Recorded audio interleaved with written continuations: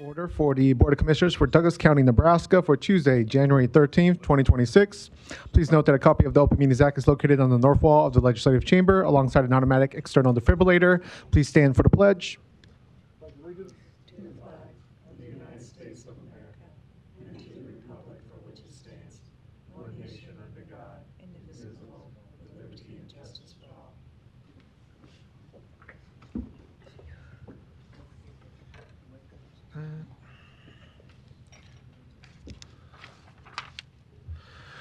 First order of business is the Douglas County Board of Equalization. Roll call, please.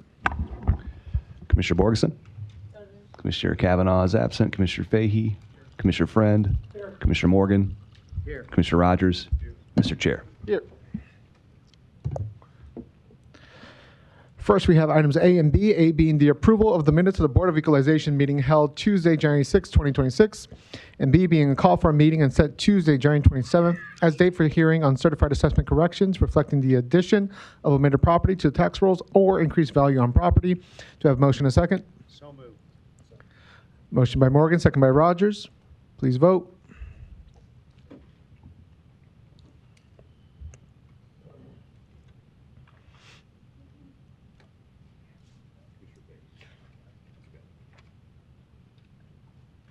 Motion passes 6-0.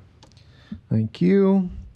Next, we have one resolution item, item C, and we can do that plus adjournment if desired. Second. Motion to approve resolution C plus adjournment by Rogers, second by Morgan. Was there anybody that wanted to speak to resolution C? If not, we can vote.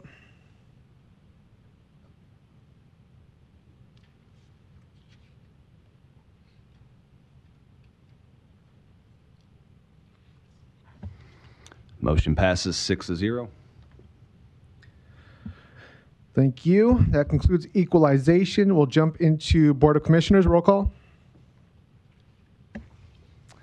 Commissioner Borgeson. Commissioner Kavanaugh is absent. Commissioner Fahey. Commissioner Friend. Commissioner Morgan. Commissioner Rogers. Mr. Chair. Here. First, we have items 1A and B. A being the approval of the minutes of Board of Commissioners meeting held Tuesday, January 6, 2026. And B being the approval of the claims submitted for payment process through Tuesday, January 20th, 2026. Do I have a motion and a second? So moved. Second.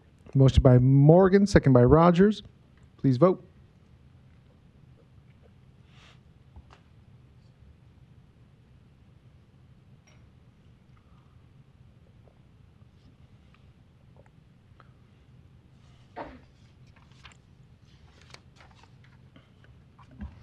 Motion passes 6-0. Thank you.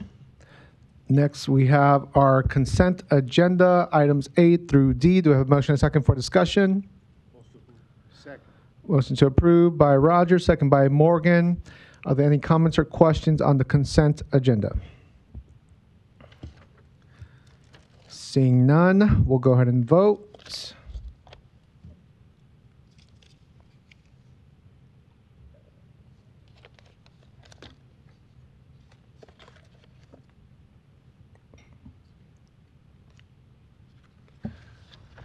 Motion passes 6-0. Thank you.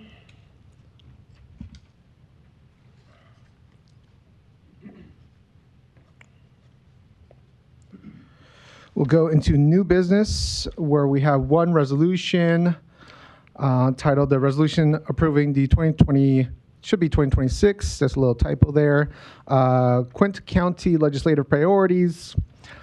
Quint meaning 5, so just for context, these are the 5 biggest counties in Nebraska that have come together to do this joint resolution. Before I read it briefly here, there was a slight cleaning up and revision to be a little bit more clear on that point number 1 that we'll get to here momentarily, that the board had briefly discussed previously. Otherwise, big picture, all the points, including number 1, will model what the 5 counties are doing today. So all 5 counties are approving essentially the substance of this resolution. So can I get a motion and second for the reading and discussion? Second. Motion by Rogers, second by Morgan. All right, I'll read it here quickly. It says, whereas the counties of Buffalo, Douglas, Hall, Lancaster, and Sarpy, Nebraska collectively represent the interests of over 1.2 million Nebraskans, constituting over 62% of the population of the state of Nebraska. And whereas the counties deliver essential local government services mandated by the state of Nebraska without state appropriations to support those services, including critical public health, mental health, and public safety services. And whereas, despite dramatically rising inflation, a historically competitive labor market, and exceptional population growth, the county boards of commissioners have prudently managed their property tax levies while continuing to deliver the essential local government services that our growing communities rely on.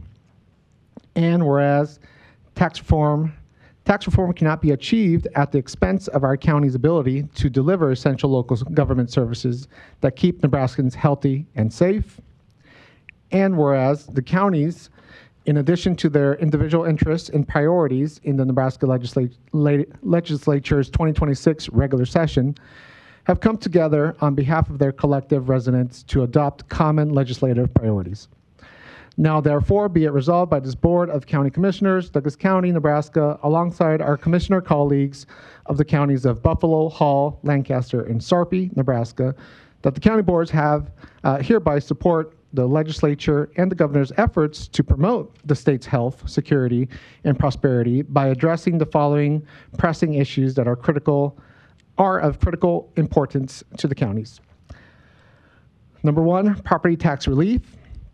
We encourage and support comprehensive property tax relief through thoughtful, systemic reform of tax requests, tax levies, and property valuation that also allows for continued growth and vitality of counties. Cities and counties have already become newly constrained and substantially limited in revenue growth and expenditures by the reforms within LB 34 during the special session, as amended by LB 647 and AM 1202 in 2025. Any new reform should prioritize the critical importance of a county's ability to deliver essential local government services that keep Nebraskans healthy, safe, and on a continued trajectory for robust economic and population growth. Number 2, utilizing inheritance tax for property tax relief. The counties currently utilize inheritance tax revenue as a dollar-for-dollar property tax relief, supporting essential local government services that otherwise would be paid with property tax revenue. Elimination or reduction of inheritance tax revenues must be balanced by equal and sustainable replacement revenue streams to ensure that the counties can responsibly manage property tax levies while continuing to deliver the critical health and safety services that make Nebraska a preeminent location for families and businesses. Number 3, state tax shifts to counties. The county's property taxpayers collectively bear the burden of tens of millions of dollars in constantly escalating costs of state bureaucracy that the state has shifted to the counties, paying for the salaries and benefits of state personnel and the costs of state office space, utilities, office equipment, and computers.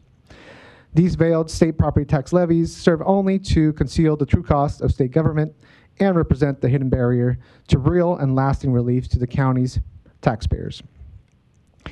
And be it further resolved that the county boards hereby authorize the county's advocacy teams to pursue the success of legislation consistent with the principles herein throughout the Nebraska Legislature's 2026 regular session, dated this date, 13th of January, 2026.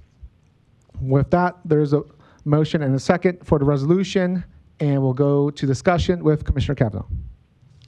Thank you. I don't think there's anything in here that all of us couldn't get behind. The idea of property tax relief has been the great white whale of every legislature that I've ever watched in my lifetime.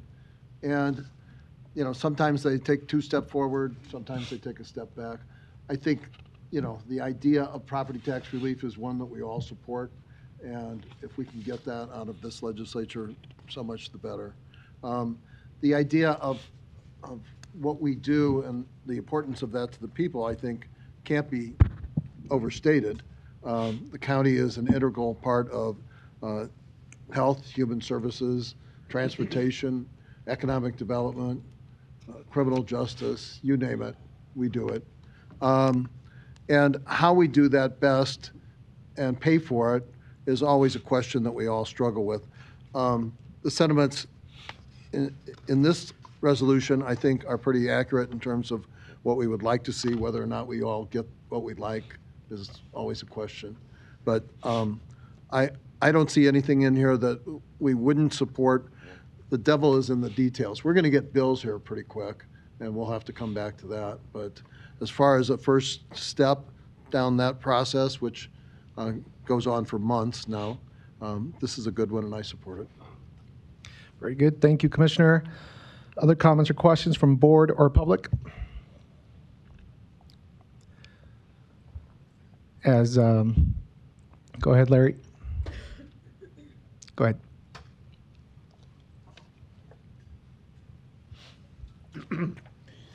Larry Storer, 5015 Lafayette Avenue, Omaha, 68132. I got here a few minutes too late, but I'm sort of against this resolution in general. I didn't hear your definition of Quint County, but on this first meeting of the new year and of the 250th year of our republic, I don't think the founding fathers intended for us to have county associations working against the citizens.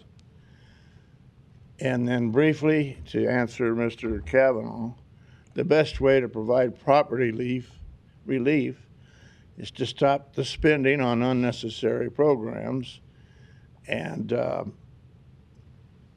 501c3 organizations and national associations dues, that type of thing, county association dues, that kind of thing. Stop the spending, and then you can provide property tax relief. Thank you. Thank you. Mr. Kavanaugh? Thanks. And I appreciate, you know, the idea of property tax relief. My father, who sat here many years ago with Commissioner Morgan, always came home and said, you know, the county board is a creature of the legislature. And as a young child, I always thought, a creature of the legislature? What kind of a creature is that, you know? Is it got 6 legs or 8 legs or whatever? The point is, we do pretty much what they tell us to do. They charge us to do certain things. And what this says is, working together, the state and the local governments, we're trying to make it as effective a system as possible. There's always waste, and we always should try to work to eliminate waste. In my years studying government, the only way that you're going to get property tax relief, eliminate waste as part of that, is new streams of revenue. And I'll give you an example. If the state of Nebraska were to legalize marijuana, there would be a huge new stream of revenue for the property taxpayers of the state of Nebraska. And this isn't just me talking, look around the country. Every state that has a brain in its head is moving towards legalizing marijuana, like we've legalized liquor and cigarettes and other things that you might not want to use. But if you don't use it, you don't pay this tax. I like taxes that I don't have to pay. They're about the only taxes that I like. But we're not going to get there if we're just talking about cutting waste. We need to do both. We need to cut the waste, and we need to shift the revenue stream to new sources of revenue that around the country, you can look at Colorado, look at our neighbors, they are getting hundreds of millions of dollars in new revenue from just this one source. So I leave you with that. Thank you, Commissioner Kavanaugh.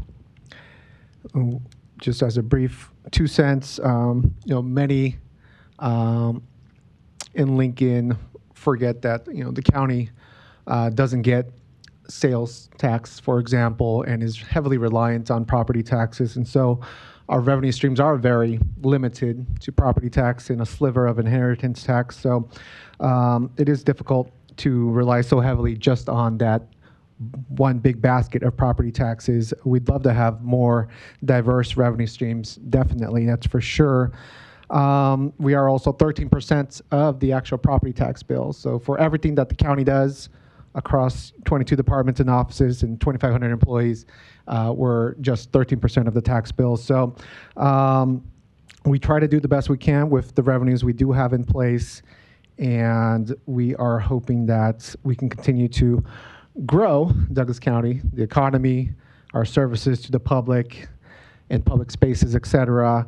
I mean, we fund, when the state says you got to have a jail, you got to have a sheriff's department, you got to have a county attorney, you got to have a county defender, you got to have all these things, we have to do it because it's state mandated. And so that's really where those tax dollars go, is to meet the need demanded by the state and state law. So we're bound to do those things at the local level. Commissioner Kavanaugh, third round. Just in kind of conclusion, the waste part of this is exampled here by the biggest source of waste in recent years. One big thing is the empty kids jail down the street, still empty today. A brand new building constructed by this county with property taxes that everybody's paying all the time. Totally unnecessary, not mandated by the state, and empty for years now. So I have worked to try to find, first of all, other solutions before the building was built, and in light of the building being built and being empty, trying to find solutions for its continued drain on our property tax dollars. And that's a challenge. But that's an example of the waste part of this that goes along with the new revenue thing. We have to have a balance here. Any other comments from board or public?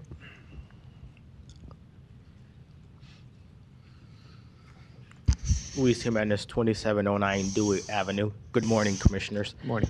I was listening to the resolution, and I'd like clarification what you mean by advocacy teams. That's not a term that I'm familiar with. I know you have like a law department. You have divisions within the county. I mean, this group can be advocates. Does that, when you say advocacy teams, do you include yourselves in it?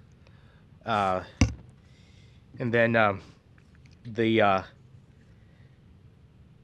some of the comments about property tax relief.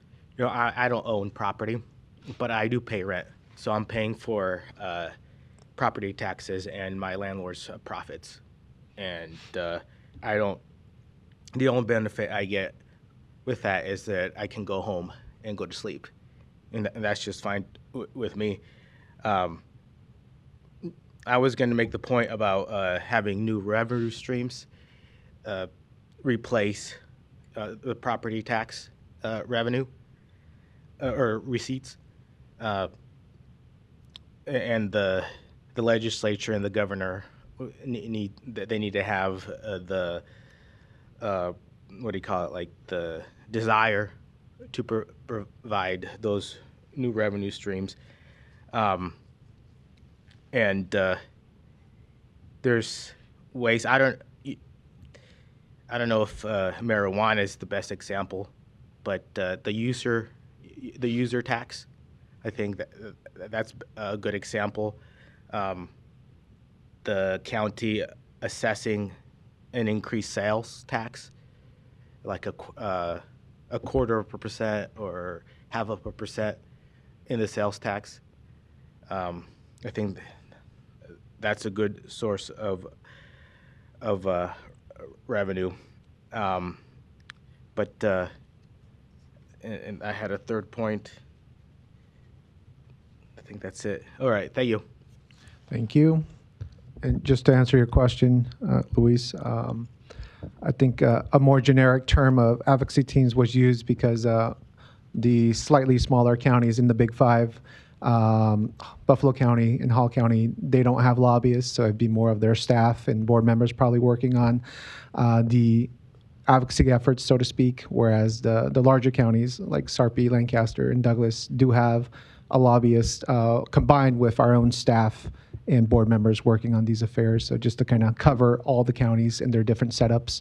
In the Quinton group. Yeah. So Quint would be for the Big Five, but Buffalo and Hall, despite being number 4 and number 5 in the biggest population of counties in Nebraska, they don't have a lobbying team, for example. So it's just a different setup. So we use that more generic term. A different association. No, not association. Just they don't have a lobbyist, for example. So Set up with the county, but you're including and how that they do their with- advocacy with in the county, with legislature. Metropolitan and Lancaster. You know what? Can I continue my comments because I think I had like a minute. You or so. had like 60 seconds left, so go ahead. Yeah, and I also agree with Commissioner Kavanaugh that you guys did provide waste. This group did a few years ago with the setup building the county jail. I'm not against sending kids to detention, but the fact that the county had to put together a nonprofit in order to push the construction, that was a problem. You could have used your own committee. And nonprofits can serve as conduits to support or alleviate government burdens, but there's ways to do that outside of committees and 501c3s. There's other organizations that the IRS revenue or the IRS recognizes as nonprofits, and if you're going to do something like that, intensive work with established organizations that have expertise. Thank you. Thank you. Anybody else on this resolution? If not, we'll vote.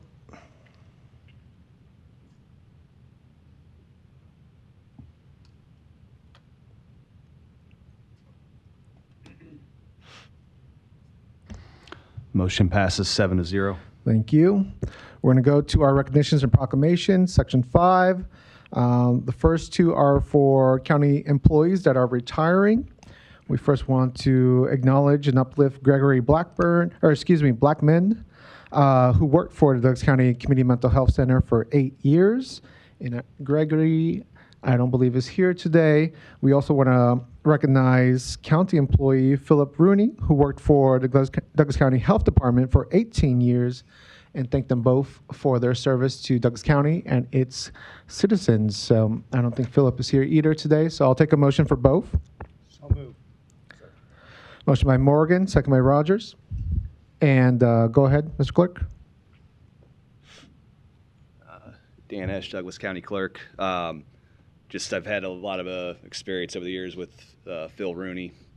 Of course, he wasn't the only one passing along information, but he was often the one to pass things along to the clerk's office to share public information. I mean, right when I started my second stint with the county, it was when H1N1 was in full swing, and so I met him on pretty early when I started again. And yeah, I'd probably communicate with him a couple times a year, and he'd provide helpful information for us to share with the residents of Douglas County. I just wanted to thank him for that. Thank you, Mr. Clerk. And go ahead, Commissioner Rogers.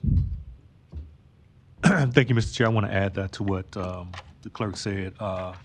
Phil can't be here. Unfortunately, Phil's health got bad over the years, but I do want to recognize just his efforts for years before we had Leah Baez as our public information officer. He helped us from this end on that realm. And I can't say enough about his work there. He took us through H1N1, Ebola, SCARS, and not to mention COVID in regards to what he did for communication to the public and right down the health department. So I want to wish him well in his retirement. Thank you. All right, we do have a motion and a second for both A and B. Let's vote.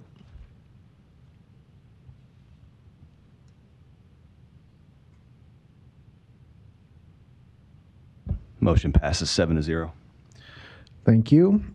For item C, I'll read it here and then pass it to my colleague. It says it is a sympathy resolution recognizing the passing of North Omaha business owner and civil rights leader, Mr. Daniel Markin Goodwin, Sr. And I will pass it to Commissioner Rogers.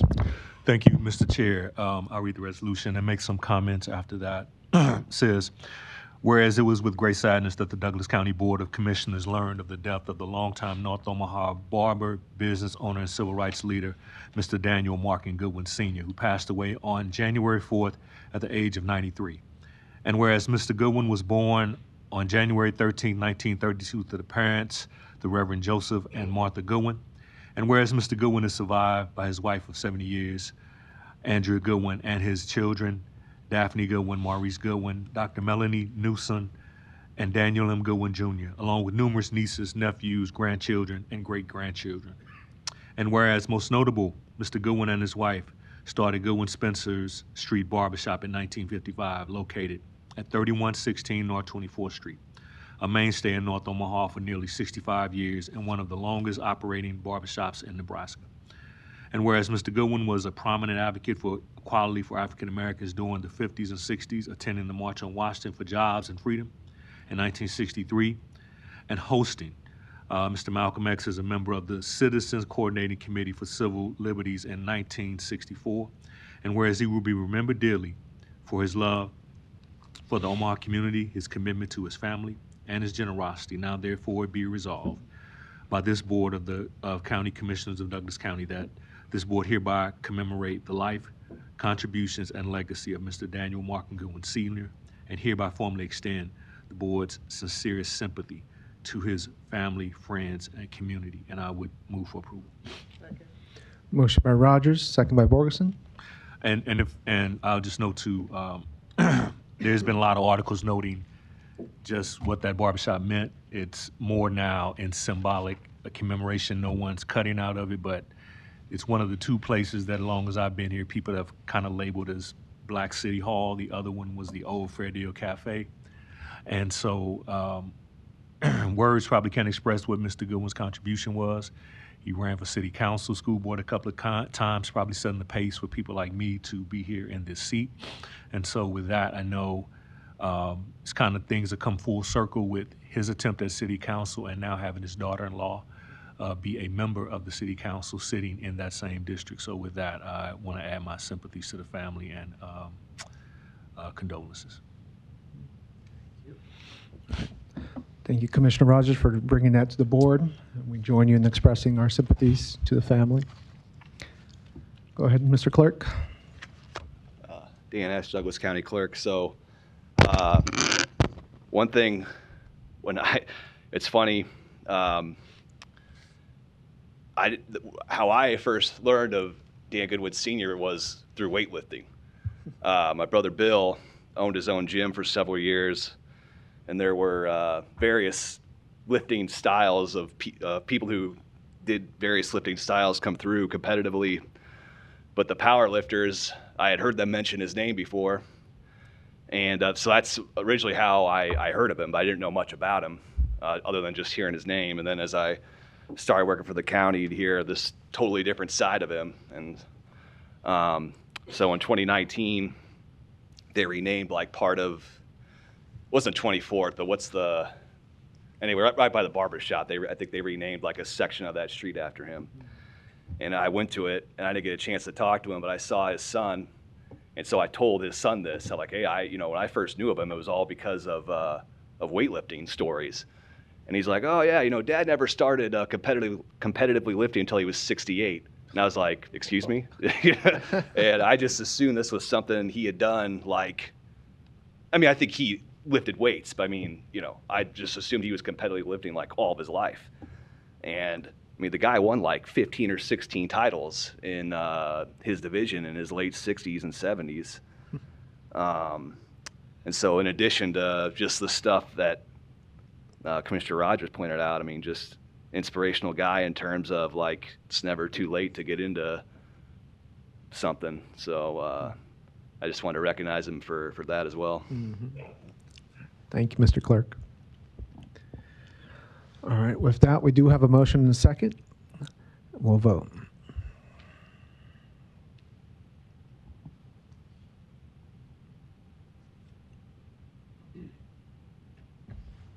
Motion passes 7-0. All right, thank you again. We'll share these copies, Commissioner Rogers, with you there. And we'll proceed here on our agenda into committees. Under Finance, we have Budget Report as presented. Under Child and Youth Services, we have a Douglas County Youth Center 2025 year-end detention reports. With Dr. Carball, Rondi, and others that will, I'm sure, chime in.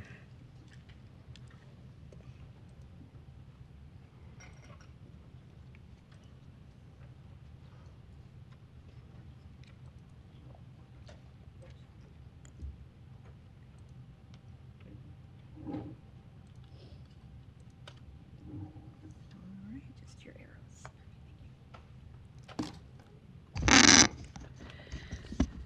Good morning, Commissioners. Dr. Abby Carbaugh. I'm here today to present on DCYC for our calendar year 2025 population and our population as of early January. So this first graphic shows our annual admission trends for DCYC since 2007. Over the last 2 years, DCYC has seen a downward trend in both its annual and its monthly admission numbers. In 2025, there were 637 admission events, which is over 100 fewer than where we were in 2024 and over 200 fewer than in 2023. Of the 637 admissions, 67, or around 10%, were for youth charged as adults. 542 youth admitted to DCYC had charges in juvenile court, and the remaining 28 were from other jurisdictions. This graph zooms in a little bit just on those last 3 years to look at a month-by-month basis. So during the month of December 2025, we had 49 youth who were admitted to detention. 3 were charged as adults, 43 were charged in juvenile court, and 3 were from other jurisdictions. When we look at admissions, it's also good to look at the average time to release, or how long youth are spending in detention. This graph again looks at the annual average number of days youth were in detention before their release. For the past 10 years, the length of stay has been on a slight overall upward trend. During 2025, the average time to release was about 69 days, which is similar to where we were in 2024. The 66 youth who were charged as adults that were released in 2025 spent about 207 days in detention, and we had 358 juvenile court youth who were released. They were in DCYC for about 43 days. Again, if we zoom in just on the last 3 years for a monthly basis, we can see that in December 2025, the average time to release across all youth was about 96 days. This is a pretty large increase from where we were in November, but it's largely attributable to the number of youth we had released on adult court charges. So in December, we had 7 youth who were released after spending an average of 307 days in DCYC, and we had 23 juvenile court youth released after about 32 days in detention. Now, the combination of admissions and length of stay is what drives our average daily population, so that's what this graphic reflects. During 2025, our average daily population at DCYC was 86. Again, this is slightly lower, but pretty similar to where we were in 2024. This year, about 38 youth each day, or 44% of the average daily population, was comprised of youth charged in adult court. About 46 youth in the average daily population had charges in juvenile court, and 2 were held for other jurisdictions. Again, looking at it on a monthly basis, in December, we had an average daily population of 80 youth at DCYC, with 50 youth in juvenile court, 28 charged as adults, and 2 from other jurisdictions. The next 3 slides here focus on the demographics of youth admitted to DCYC in the annual trends. First looks at our admissions by race and ethnicity. Youth of color are consistently overrepresented in DCYC annual admissions relative to their proportion in Douglas County, as shown on the left-hand side of this slide.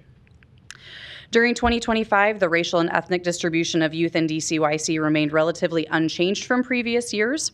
Black youth accounted for 55% of DCYC admissions, Hispanic youth made up 15%, 5% of youth admitted to detention were Asian, and 2% were Native American. White youth accounted for 23% of admissions to detention. With regard to gender, boys accounted for about 71% of the 637 admissions we had last year, and girls accounted for just under 29%. This is a lot larger than what we've seen in recent years, and the last time that we had this high of a proportion of girls in our admission population was around 2017. And then the final demographic slide that I have for you shows the geographic distribution of DCYC admissions across Douglas County. The darker blue areas on each map indicate higher concentrations of admissions. So consistent with what we saw in 2024, admissions in 2025 were concentrated in eastern Douglas County, particularly in 68111, 68104, 68112, and 68107. So turning now to look just at the month of December, this slide provides an overview of the total population. So last month, DCYC had a low population of 76, an average daily population of 80, and a high population of 83. On the first day of the month, there were 77 youth in detention, and there were 81 youth in detention on the last day. The home program screened 4 youth during December. 1 was referred from probation, the others were referred from the court, and 3 out of those 4 youth were accepted for placement on the home program. There were also 46 releases during the month of December, with an average time to release of 63 days. So last month, 4 youth with charges in adult court were released after an average of 341 days. 13 juvenile court predisposition youth were released after about 73 days in detention. This is a notable increase from what we saw last month, and so I did want to highlight that 3 of the youth who were released originally had their charges in adult court and were transferred to juvenile court, which accounted for a little bit longer lengths of stay for those individuals. There were 3 youth who were admitted while they were on juvenile probation with new charges. They were in detention for an average of 28 days, and the 10 youth who were admitted to detention without new charges in juvenile court were in detention for an average of 47 days.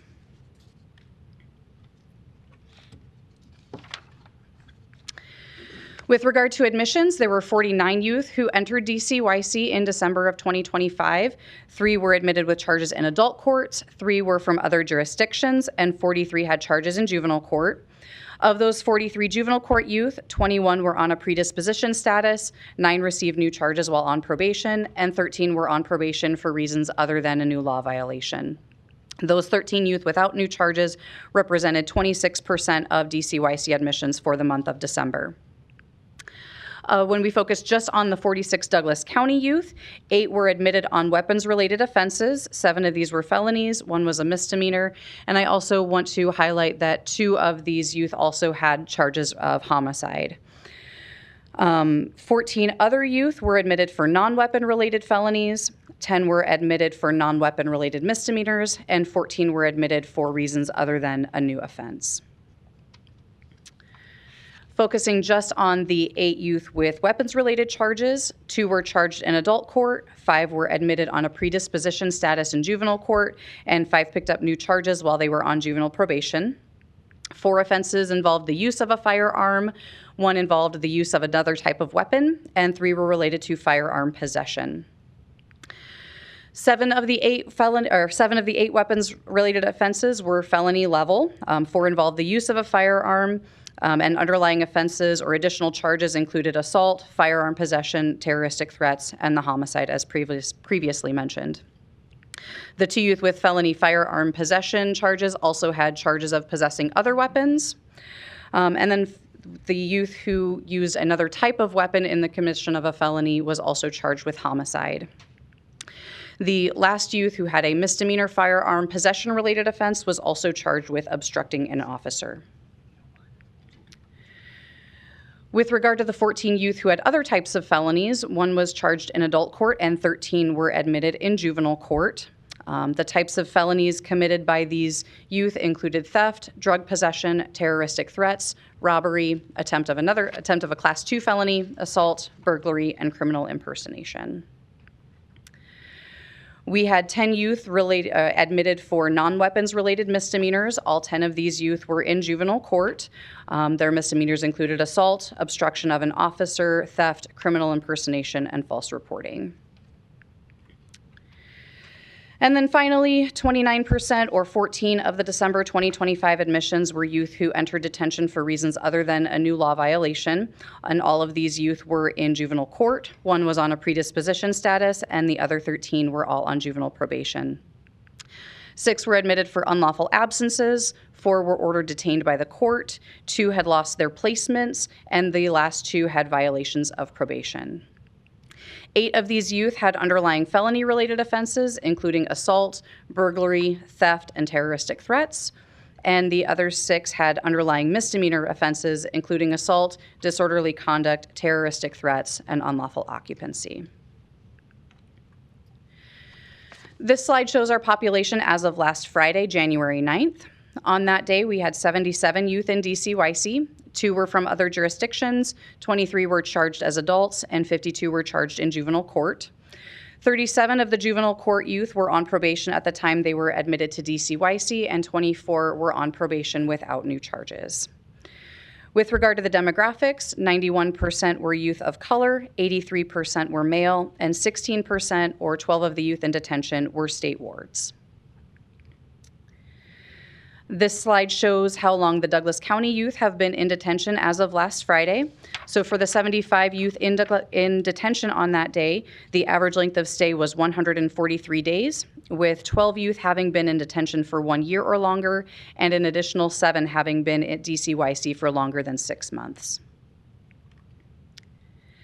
And then finally, we have some details about youth who have court orders authorizing their release once an appropriate placement is available.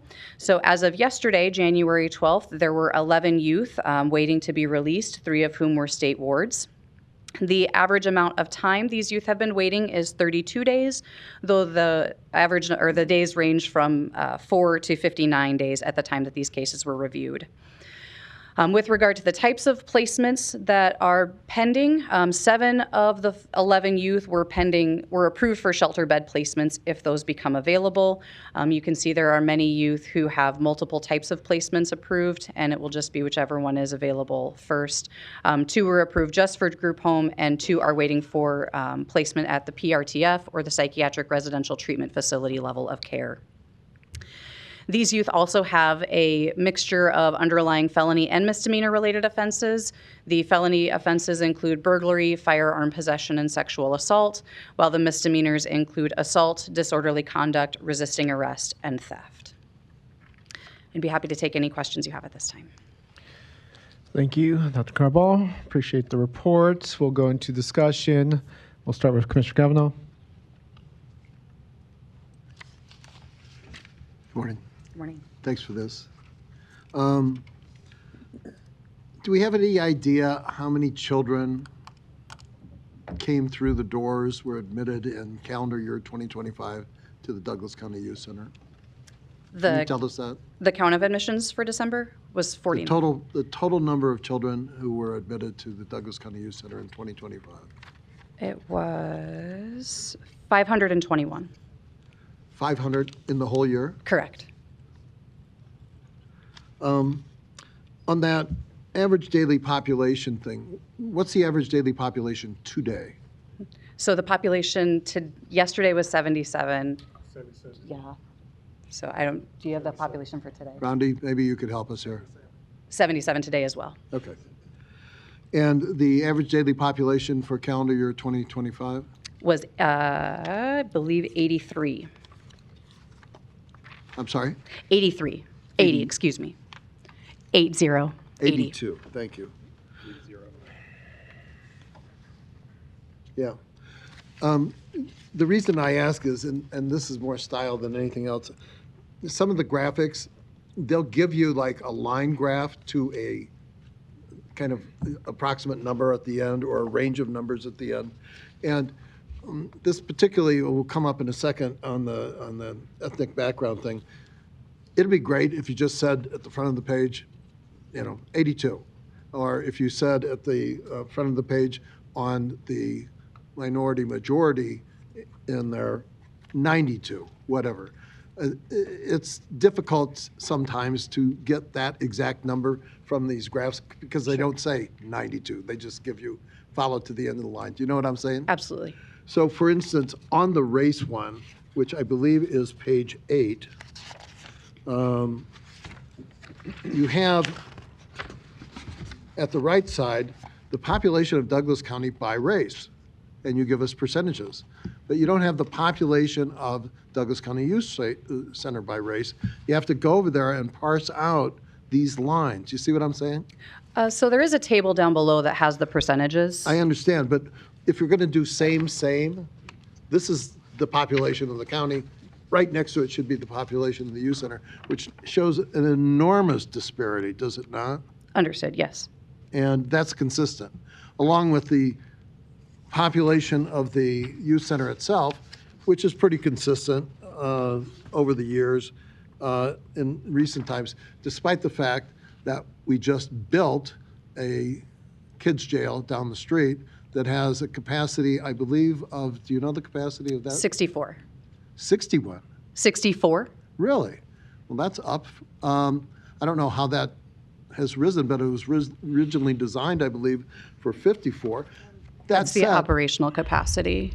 Well, It's 64 I don't know. beds. These numbers keep fluctuating. In any event, we've never reached 64, ever, right?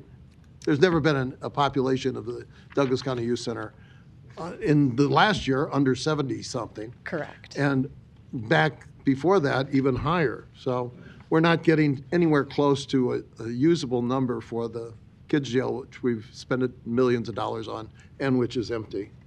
The geography one, which I believe is page 10, shows that of the 28 zip codes in Douglas County, 12 of them account for all the admissions to the Douglas County Youth Center. 10 seconds. 16 of them account for 0 of the admissions to Douglas County Youth Center. I'm just pointing that out as a stark example of how this racial majority among minorities is not only racial, but it's geographic. Thank you. Thank you. Other comments or questions from board or public? Commissioner Borgerson? Thank you for this. On the last page, is that correct that as of today, we have 11 youth just sitting there waiting for placements, or is that number different? That was what- as of yesterday As of afternoon, yesterday? yes. And so when they sit there, who checks where their case is and, if there's any review to, let's say there's a bed they're going to, but they can't get there for 3 weeks. Is somebody working to see if there's, which probably isn't you to answer this, but is there someone keeping tabs on possible other placements to get that youth moving? Because systemically, that's one of our problems, is we're sitting on numbers that don't move because the kids aren't moving. So if that's 11 yesterday, which I suppose it would be close to that today, really, is there a process or someone that will constantly, daily, look at where that youth placement could potentially take place? I believe those are the probation officers assigned to the case who are in charge of making sure that the placement is found in a timely and appropriate manner. And so again, we have no control over how often or when, and then once they do find a placement, they can just sit there till that placement is open without going and looking for another appropriate placement to move that child faster. Again, not your response to answer, but I'm trying to get at the fact that, again, our numbers haven't moved because we continue to have kids sitting and languishing in our youth center, which is not a good thing.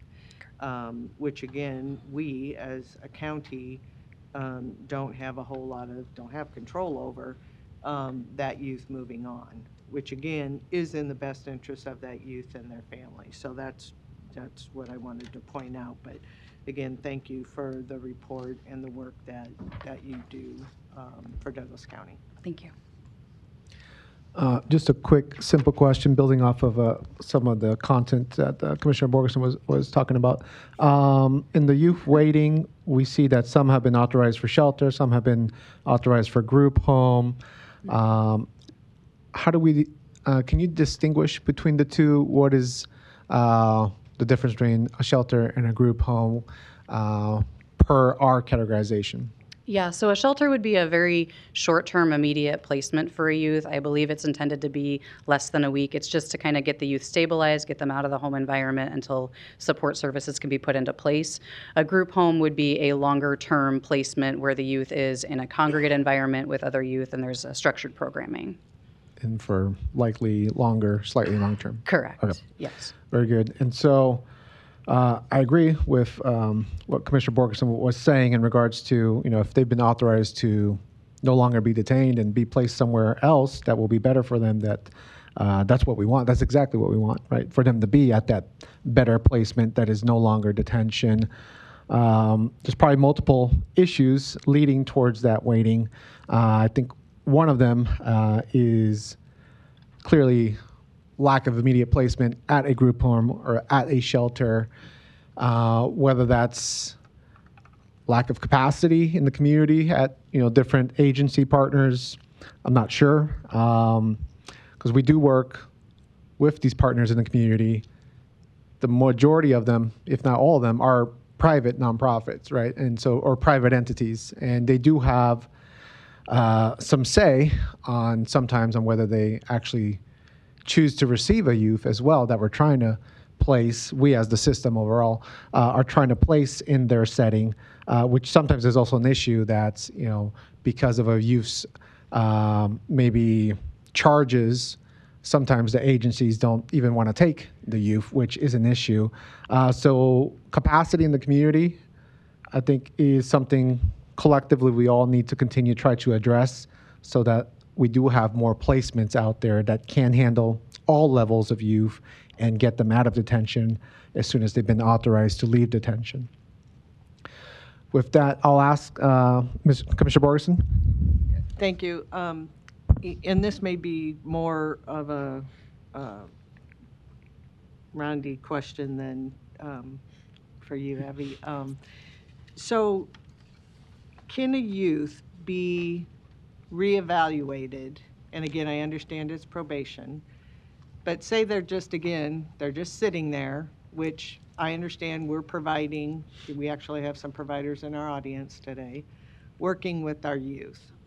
So after a certain amount of time, can that youth be reevaluated to have the recommendation by probation changed from whether it be the shelter or group home or whatever the recommendation is, to a different recommendation like going on to the home program? Can that happen while that, again, child is just sitting there, not moving, taking up a bed day and space in our youth center? Could they be reevaluated by probation to go to a different setting after a period of time? I mean, that would be nice if they would do that. Rondi, can you identify yourself, please? Rondi Woodard from the Douglas County Youth Center, Superintendent. That would be nice if they would do that, but generally, it seems that after they've decided where they're going, they're waiting on bed days, and they don't tend to come and reevaluate and do those type of things that would allow them to find another placement for them or change the placement that they've already ordered for them to go to. So that's a process that we're not involved in, and that's controlled by the court and probation. Could there be a person that does that reevaluation to trigger probation to come back and say, just whatever the program is, this child has completed or been through or in the process of this program, and we feel that they need to be reevaluated and a different recommendation be brought to placement? Again, they may not listen to us, but is there such a person that we could have that stays on kind of the case, if you will, to try to move it along faster? We do have a person in place that right now we're trying to develop a program and try to develop some communication between us and probation with helping them to identify some of the things that we're learning from the youth while they're being detained with us, and some of the goals that they have, and trying to get some of that communication back and forth with them. So we have been working on that, and we do have a person that's on that, and actually that's one of our next steps as to what we're doing at the facility. Well, and again, to me, just anything and everything we can do to get these children to be moved quicker to what is appropriate, to me makes more sense than, again, just having them sit there. And again, I know they're not just, quote, sitting there, we're providing things for them. But when day one, they were recommended to go to a shelter, but they've had X number of things occur, that shelter may not be the appropriate placement any longer. And so that needs to then be brought back through from probation to the court to say, we're changing our recommendation. This child now can move to or be put on, or whatever the case may be. That makes a lot of sense to me, because what we're doing isn't working for just kids languishing in detention, and that's not good for them. So, Yes. thank you. Okay. Yeah, I would add a quick 2 cents as well. Maybe even if there could be like an informal or formalized threshold of days of waiting, right? For the ones that only wait, 4 or 5 days, not a big deal. But if they're waiting, if they hit a certain threshold of they've been here 20 days waiting, at that point that might trigger a prompt and a report from us on how they've been doing at DCYC during that waiting period of 15, 20 days. And we could report on, they're doing well in their classes, because we do have a school at DCYC. Maybe they're participating with our mental health team and our therapists, and maybe that's going great. So if everything's going well with their treatment plan, their schooling, their behaviors have been great, during that waiting period of 15, 20 days, that might merit, to Commissioner Borgeson's point, a change of recommendation where maybe the original recommendation was, a group home setting, whereas maybe if they're doing great for 20 days, 25 days, really they could probably maybe go home at that point on the home program, or some different kind of service, wraparound service at home, if there's a stable guardian to go home to, right? So, just ideas as you further develop kind of that position you were talking about, and the mechanisms for having that increased, enhanced communication with our probation partners at the state level. Yeah, that's the whole point of having all the community providers in the facility. They're building the relationships currently. So that's why we're in the process of getting that program together, because the truth is we're on the tail end of it. We're getting ready to start to have that meeting with probation, but of course we want to make sure that we have everything in place so that when we present it to them, they're open to, having open conversations about our suggestions. Thank you. Let me go third round for Commissioner Borgeson. I just have a quick question, Rodney. So we make policy for the detention center, though, correct? So we could have a policy that our average length of stay is no longer than 10 days, 12 days, 15, whatever we want to make it. That's a starting point for the policy. And to me, that would then be that probation has to follow that. Am I correct on that? They have to follow our policies. It's our... But you have to remember, though, we deal with court orders. Right. So it's based on what the court order states. We can only release someone if there's a court order to release. Right, but if we say, and the courts know, and probation knows, that we're going to say our policy is whatever we decide it is, they can push back on us and tell us, but again, if we're just sitting here letting them call the shots and how long the kid gets to sit there. That's what's happening right now. As we just said, they found a placement, but the kid isn't reevaluated until the bed opens or wherever the placement is open, and then the child moves there. To me, that's not a good policy. We should start by saying, go back and look at what some of our average daily population days were, or stays were, and we start our policy saying a child will no longer sit here longer than, whatever, days. Anyway, something to think about, because again, what we're doing now, to me, that's the part that's not working. The systemic parts of the system is not working the way it's in the law or the way it was intended to work. This isn't a place for children, it is a placement for children awaiting their permanent placement. So we need to get to that place, and we're not there yet. Thank you. Thank you. Other comments or questions from board or public on the report? Roscoe?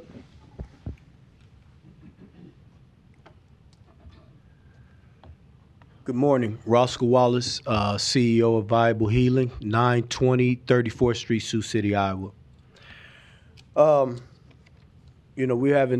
We usually have these same questions, and I have to be honest today, a lot of it leads back to probation.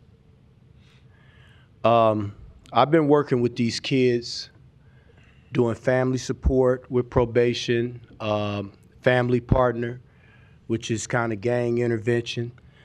Now they have a thing called community coaching, okay? One of the things that brought me into the youth center is my program of restorative justice and trying to build the relationship.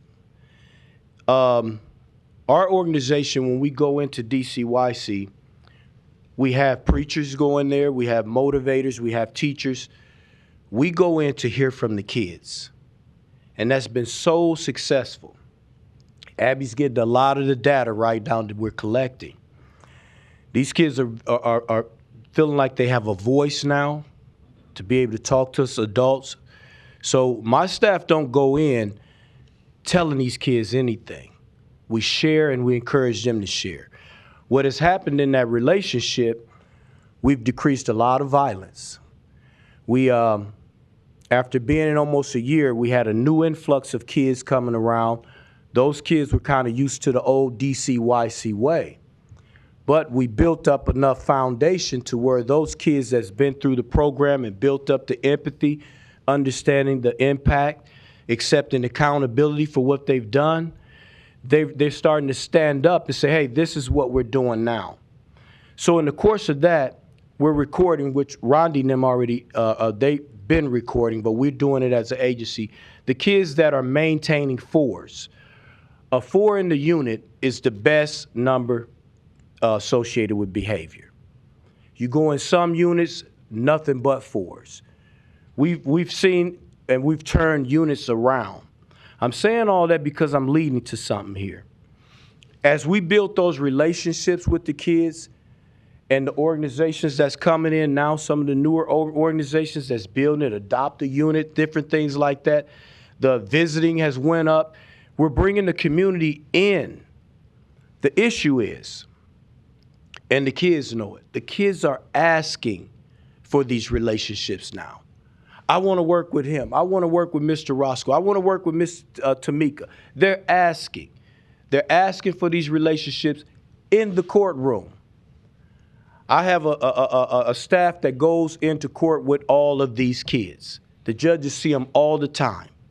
They'll tell you Viable Healing is in the courtroom. All of the juvenile judges and adult judges for some of the kids that has been over to adult. These kids are asking, and judges are saying, okay, well, and POs are saying, yes, we'll hook them up. We don't see them. So the connection and the reason we're going in and building that relationship is because we want to build the wraparound. Some of these kids will tell you, I love this, but when I get out, you think you can hold my hand? It's basically what they're saying. These kids are telling us what they need. Kavanaugh, back to the 91%, wouldn't you think with that many minorities, we would have a better shot at some of these kids? And I'm just, that's rhetorical, but 10 seconds. we would have a better shot at these kids. We know these kids, we're building relationships, but these kids are still going to different programs that they have been before, haven't been successful. So I do believe that probation needs to be in the room. And I've had somewhat of 5 seconds. okay, I've had somewhat of an adversarial relationship with them, and I'm trying to build on that. But they have to understand that we have some stake in this thing, and we want to be able to do something also. Appreciate that. Thank you so much.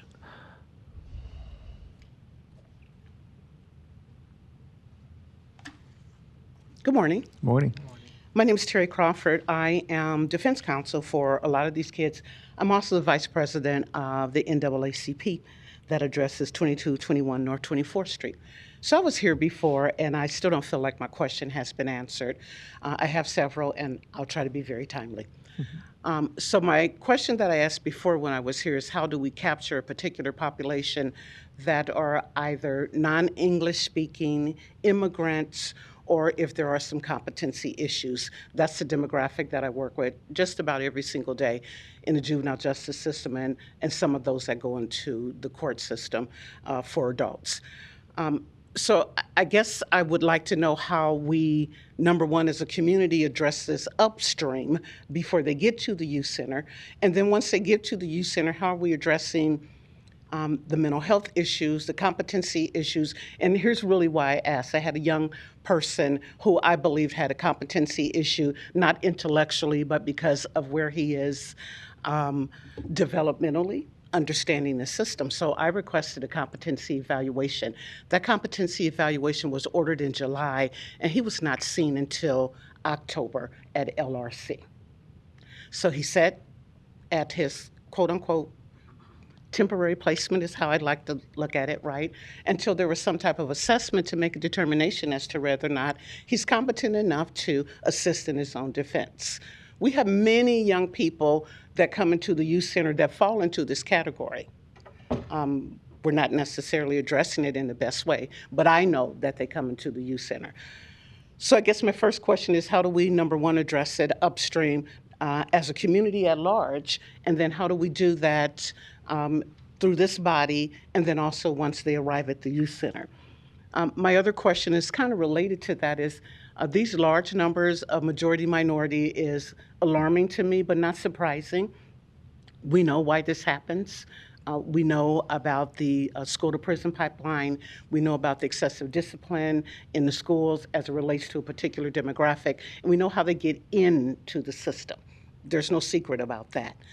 Why we are not addressing that is, I guess, the million-dollar question as to how this huge percentage of minorities land in our youth center. So I would really like to know, what are the collaborative efforts? What are some of the cooperative things? I've heard probation mentioned a lot, and I've been at these meetings. I don't know how often they come, but I haven't seen them very often.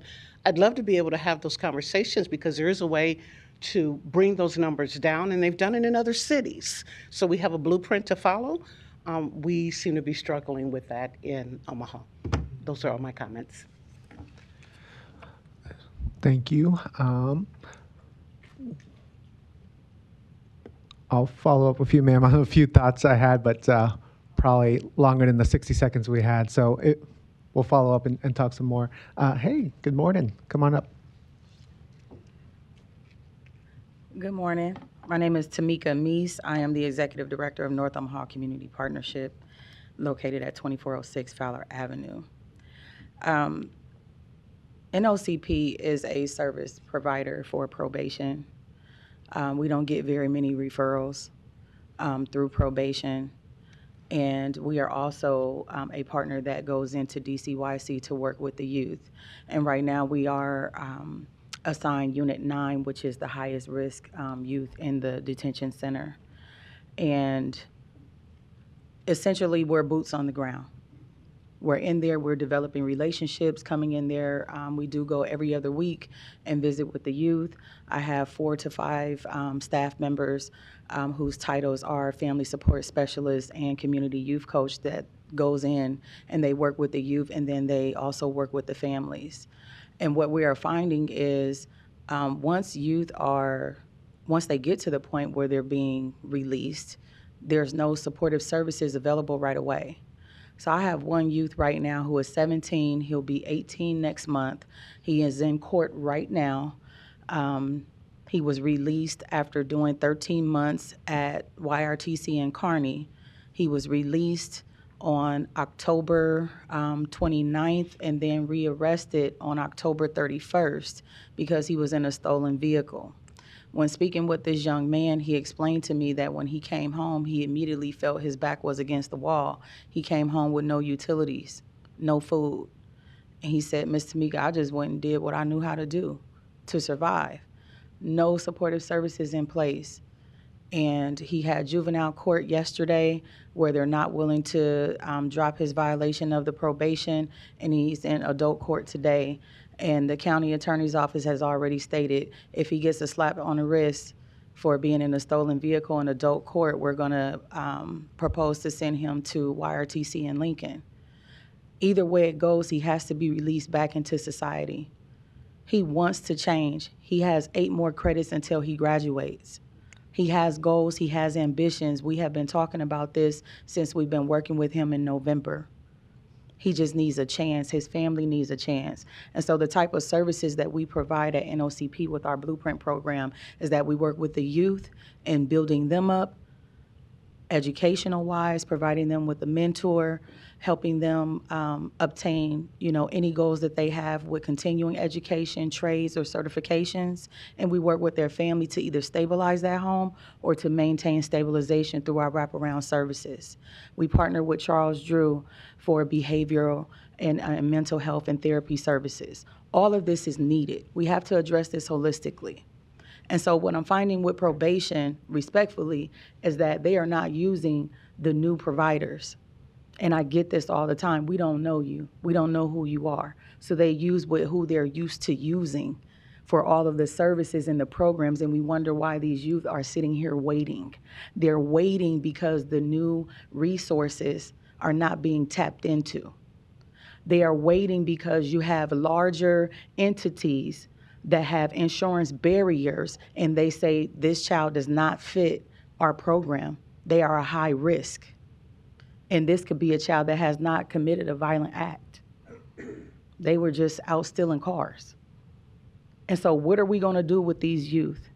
How are we going to really, truly partner with probation? Because a lot of this does fall on probation. And meeting after meeting that I come to, we identify the issue. Why isn't probation in the room? Why isn't probation being held accountable? I want to work together as a partner, but I am going to be very transparent, and I'm going to call it like it is. They need to step their game up because we're losing. We are losing, and these kids are experiencing trauma the more and more days that they are kept in DCYC. This is not a neutral place. That's time, Ms. Tamika. And so that is my point. We have to somewhere along the way, we got to hold probation accountable and get them in the room, and let's truly partner so that we can see results instead of ending up in the same spot every month. Thank you. Thank you for coming today. Other comments or questions? Larry?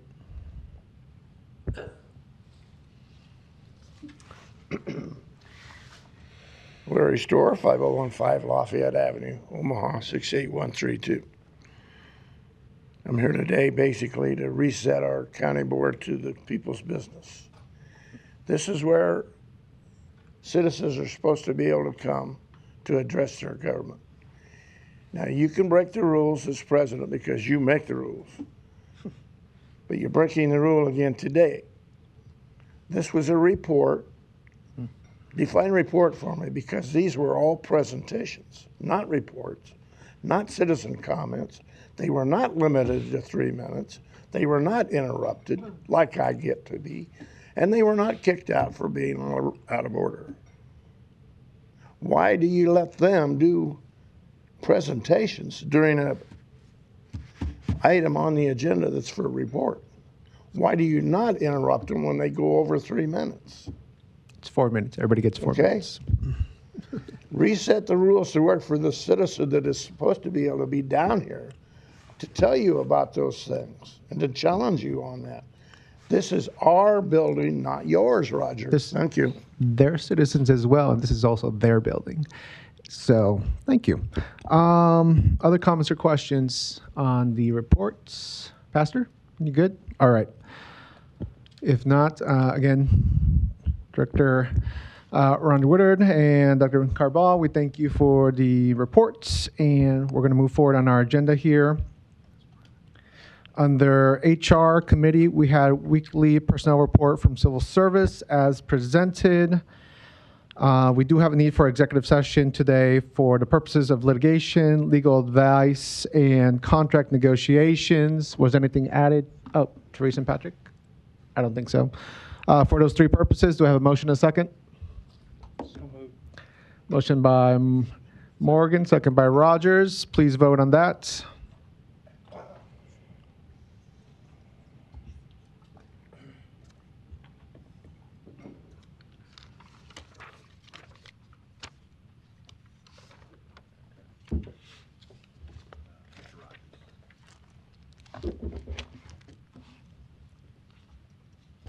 Motion passes 7-0. Thank you. The board will now go into executive session for the purposes of litigation, legal advice, and contract negotiations.